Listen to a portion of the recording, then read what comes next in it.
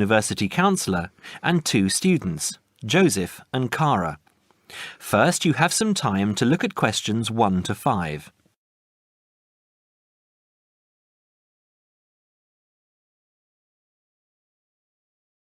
Now we shall begin. You should answer the questions as you listen because you will not hear the recording a second time. Listen carefully and answer questions 1 to 5. Hi Joseph, how are you today? Fine, thanks. And Cara, how are you? Good. As we discussed on the phone earlier, I wanted to speak with both of you about the subjects you have chosen to study and how you are managing your time. Okay? Yes. I think so. Okay, so I'll start with Cara. You've been here for how many months now? I've been here for 6 months. How are you finding it? It's good. I'm enjoying the course. And what about life outside? Are you making friends and socializing? Not really. People here are quite closed. They don't talk to you. I see. So, what do you do after classes? I usually go home and study, and I might go out for a walk, but never really with anyone. Sometimes my roommate Louisa comes with me, but she always seems to be busy. How is this affecting your schoolwork? I don't think it is, but I miss home. Cara, what I suggest for now is that you look into joining one of the social clubs on campus. There are a variety of them. You can go camping, skiing, snorkeling, painting, dancing, reading, horse riding, rowing. There's a list on the school website. Have a look and work out which one you're interested in and which suits your timetable. You'll meet friends that way and people who have the same career interests as you. As for the subjects you've chosen for a career in microbiology, I think you should look into dropping one of your subjects and picking it up again next year as a minor. You have a lot on your plate, and this will just cause great pressure. It doesn't mean that you aren't coping, but you're doing about 10 hours more than the average student a week.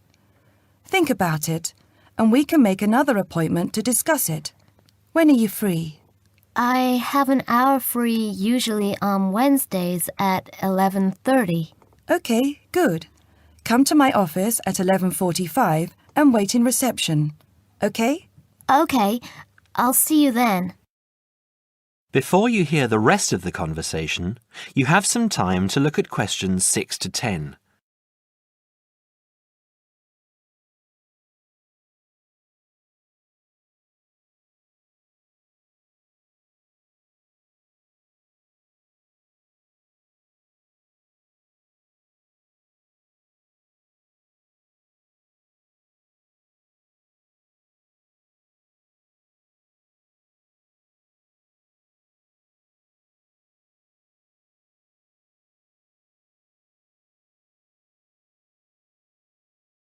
Now listen and answer questions 6 to 10.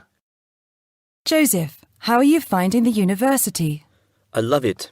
It's very different from home. Life here is very much focused on study and also socializing through sport. People have been very friendly and curious about my culture. So, you've managed to integrate well? I think so. I've joined the rugby team, something I'd never thought I'd be interested in. And how are your studies going? I think I am doing well. I have a few assignments that need some work, but overall, I'm coping. That's good. I'm happy that you're enjoying the university, but remember, don't let your schoolwork get too far behind, because it will pile up, and before you know it, you will be late handing in work. You know that there's a penalty for handing in work late? No, I didn't. You would have been told at the start of the course, during orientation. I don't remember. You need to remember these things. They are very important. You might be an excellent student, but if you consistently hand in work late, you'll be penalised and you might end up losing your degree over it. That's a lot of years of work, okay? Yes, I'll remember that. And also remember that you have to attend 90% of your classes. So far, you have missed 5 tutorials. Be careful here. These could also cost you your degree. Is there any particular reason you missed these classes? I'd been training for our rugby match the night before and, well, we went out afterwards and I slept past my alarm clock. Joseph, I know this culture must be very different from where you come from, but please try and be a little more conservative with your time. I think maybe you should spend more time on your studies and less time on socialising. The subjects you've chosen are intensive. I want you to spend 3 hours a night studying before you decide to do anything else. I'll make an appointment to see you in a month and we can assess your progress. I'll give you my business card. All my contact details are there. Call me in 3 weeks to organise another meeting. Do you have any questions for me? No, none. OK, I'll see you in a month. That is the end of part 1. You now have half a minute to check your answers.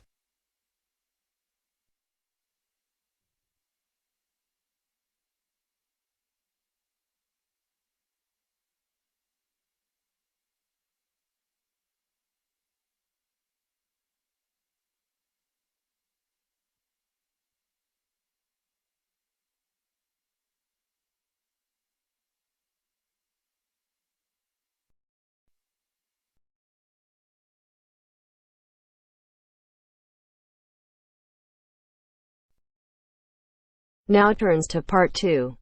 Part 2. You are going to hear a tutor talking to a group of philosophy students. First, look at questions 11 to 13.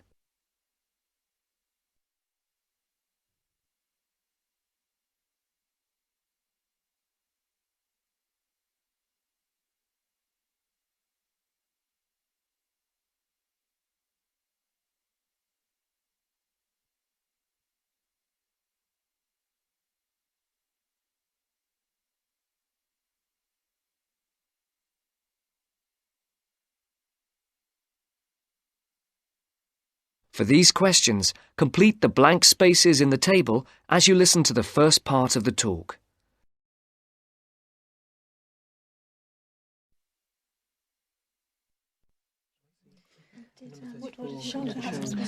Good morning, everyone.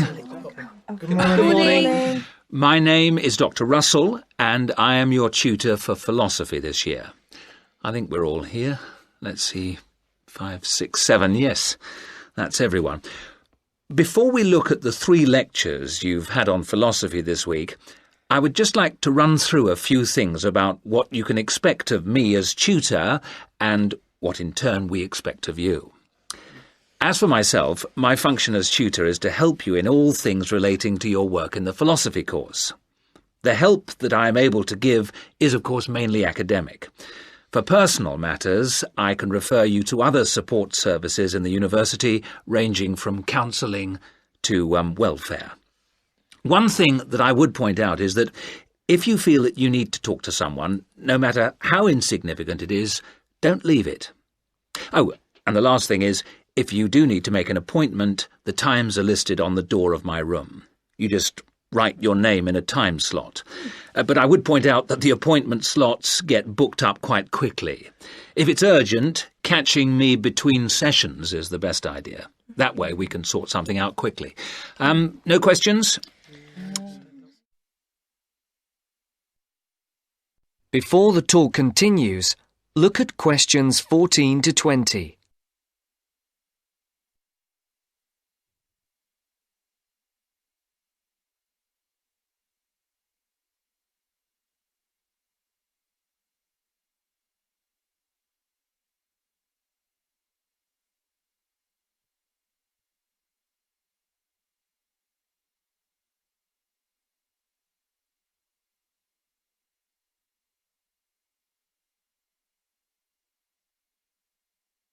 As you listen to the second part of the talk, answer the questions. For questions 14 to 19, circle the correct letter, A, B, or C.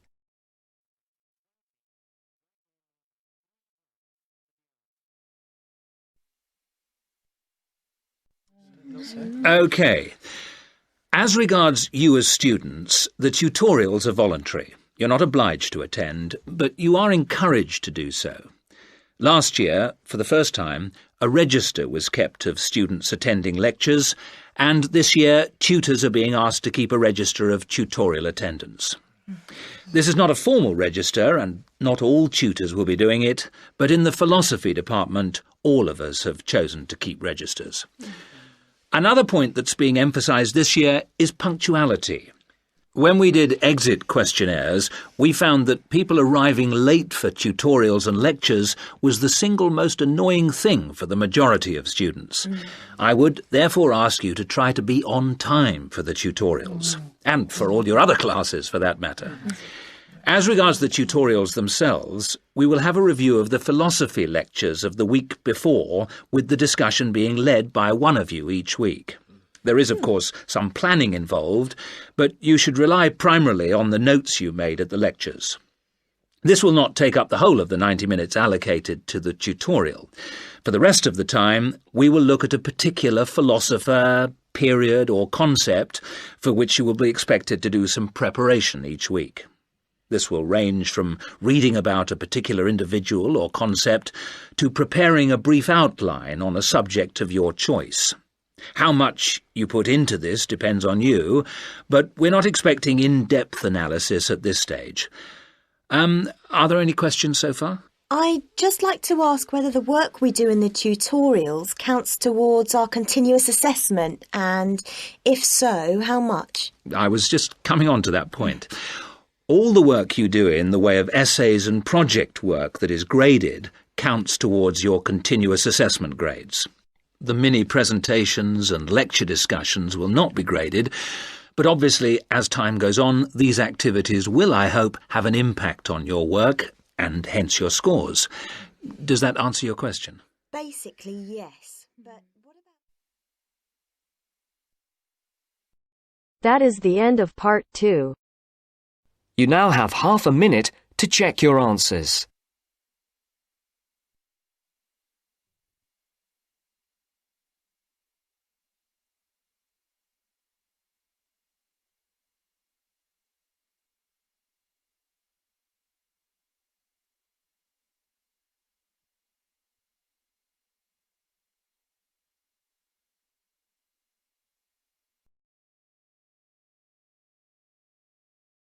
Now turns to part 3.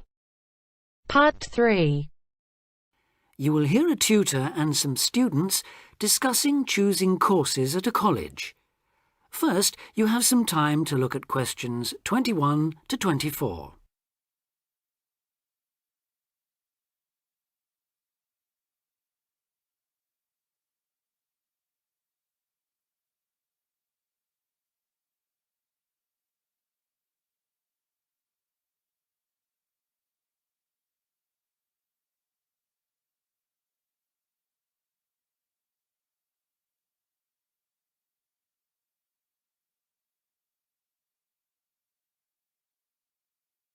Now listen carefully and answer questions 21 to 24. As you know, this week you choose your modules for the first year of study. So this introductory meeting is aimed at helping you make informed choices. I think the best way to do this is on a question and answer basis. So who'd like to start? Pat? Yes. There's something I've been wondering about. Will my choice affect my career opportunities? Well, for most students, the choice of Level 1 modules won't be crucial in terms of a later career. In fact, many graduate-level jobs will accept graduates from a range of degree courses. Employers will often be at least as interested in how well a student has performed academically and how the whole experience of university has developed the student as a person, as in the detail of the course options chosen. Selecting modules that will interest you and in which you think you will be particularly successful is therefore also likely to make good sense in career terms. On certain degree courses, though, module choice can be important. This applies mainly to vocational courses, where the degree confers an accredited professional training as well as university education. Usually the modules students are required to take will include all those needed to meet those professional requirements. Your academic department, in this case Chemical and Process Engineering, and the university's career service will be able to advise you, and will be pleased to help you sort out anything you're not certain about. Right. Before you hear the rest of the discussion, you have some time to look at questions 25 to 30.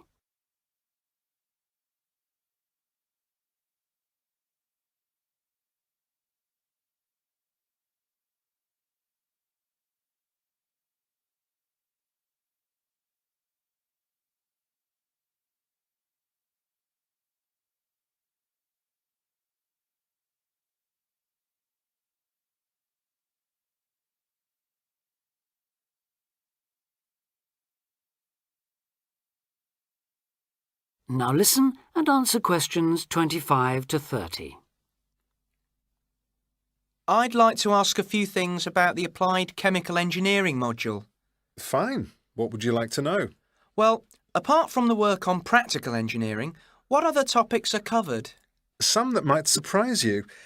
One that students always seem to like includes interviewing techniques, presentation skills, and producing written reports. They sound interesting. How are they taught? Through lectures, practical classes, and personal tutorials. Applied chemical engineering lasts all year, of course, so there's plenty of time. And what about assessment? Through project work, usually, or dissertation. Not exams as such. Is that the same for the information technology part of the module? Yes, things like word processing and learning to create spreadsheets are tested in a similar way on this module. That's not the case in some other modules, is it? No, it isn't. Are you thinking of any in particular? Yes, I'm considering doing fluid mechanics. The work on flow analysis looks interesting, and I like the look of some of the other topics too. So, how is that module tested? That's one of those which still uses written exams. The sit-down, formal type, I'm afraid. Oh, that doesn't matter. I quite like that kind, as it happens. Pat, you've got a question. Yes. I was wondering about Science 1 in chemical engineering. How is that organised? It's a bit different from other modules, isn't it? Yes, it aims to give the necessary basis of physics and biology for those students who haven't studied the relevant subjects at A-level or equivalent. In practice, it means that students who have already studied physics are excused the physics lectures, while those who've done biology are exempt from attending the biology lectures. In the second part of the module, you're assessed on your project work in one of those subjects. And does the teaching approach differ too? Yes, particularly in one respect. You're encouraged to learn by working out the solutions to problems for yourself. I like the sound of that. OK. Anything else? Yes, I believe it's possible to do a modern language as part of the course. Can you tell me a bit about the Spanish 1A module? Certainly. The main emphasis in 1A is on understanding and speaking, but students also learn to carry out some straightforward reading and writing tasks. Basic aspects of grammar are also introduced and practiced.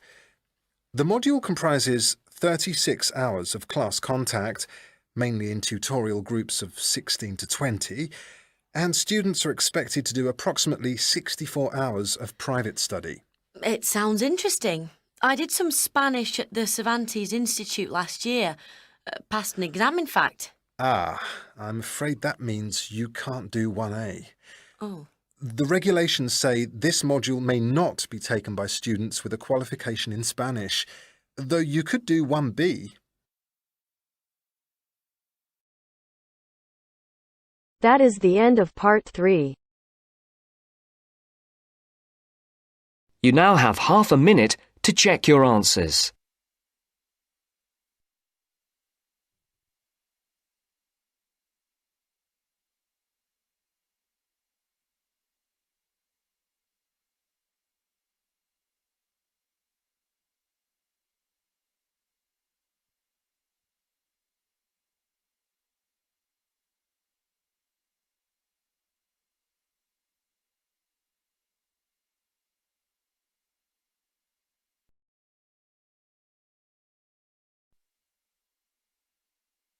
Now turns to Part 4.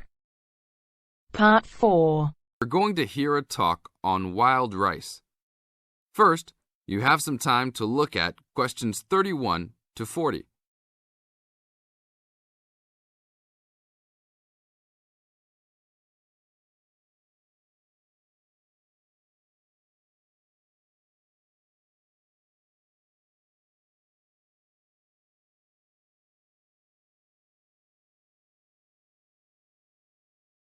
Now listen to the tape and answer the questions. Good morning. Today we'd like to talk about wild rice. Contrary to what many people believe, wild rice is not rice at all, but a grass. Much of it sold in the world today is not even wild, but rather cultivated varieties that do not occur naturally.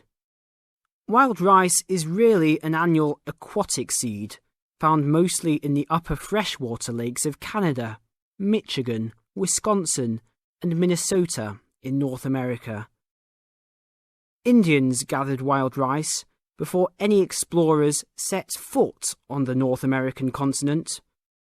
Early explorers were greatly impressed with the strength and hardiness of the woodland Indians, and attributed their vitality to their ample servings of wild rice.